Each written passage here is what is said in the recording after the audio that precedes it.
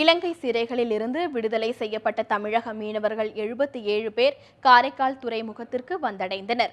அவர்களை உறவினர்கள் கண்ணீர் மல்க வரவேற்றனர்.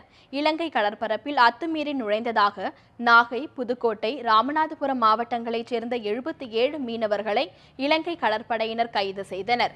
மத்திய, மாநில அரசுகள் மேற்கொண்ட நடவடிக்கை காரணமாக 77 மீனவர்களையும் இலங்கை அரசு விடுவித்தது. பின்னர் சர்வதேச கடல் எல்லையில் இந்திய கடற்படையினரிடம் தமிழக மீனவர்கள் ஒப்படைக்கப்பட்டனர்.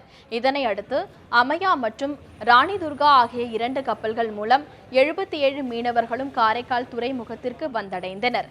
அவர்களை மாவட்ட ஆட்சியர் பழனிசாமி மற்றும் மீன்வளத்துறை ஆணையர் பீலா ராஜேஷ் உள்ளிட்டோர் வரவேற்றனர். பின்னர் செய்தியாளர்களிடம் பேசிய மீனவர்கள், இலங்கை சிறைகளில் தமிழக மீனவர்கள் கடும் சித்திரவதைக்கு உட்படுத்தப்பட்டதாக வேதனை தெரிவித்தனர். மேலும் தங்களில் விடுவிப்பதில் எந்த பயனும் இல்லை என்றும், தங்களது படகுகள் விடுவிக்கப்படாததால் வாழ்வாதாரம் முற்றிலும் பாதிக்கப்பட்டுள்ளதாகவும் வருத்தம் தெரிவித்தனர். இது தொடர்பாக மத்திய, மாநில அரசுகள் உரிய நடவடிக்கை எடுக்க வேண்டும் என்றும் அவர்கள் வேண்டுகோள் விடுத்தனர்.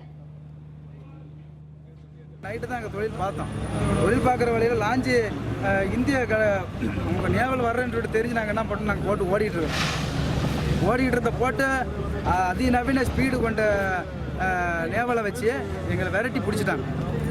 2 போட்டையும் விரட்டி பிடிச்சிட்டாங்க.